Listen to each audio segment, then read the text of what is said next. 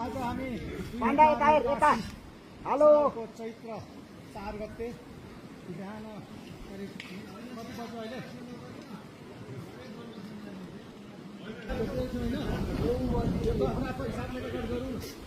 ल म झरे एकदम 15-20 खिचिरहेको मोहनलालजीले भिडियो गरिराख्नु भएको छ।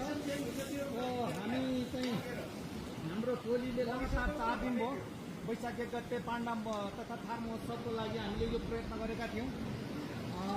4 दिन भयो हामी जङ्गलमै छौँ र यहाँ अत्यन्तै महत्त्वपूर्ण व्यक्तिहरू हामी करिब 22-25 जनाको टोलीले खोजेको र आज हामीले फेला पारेको छौँ।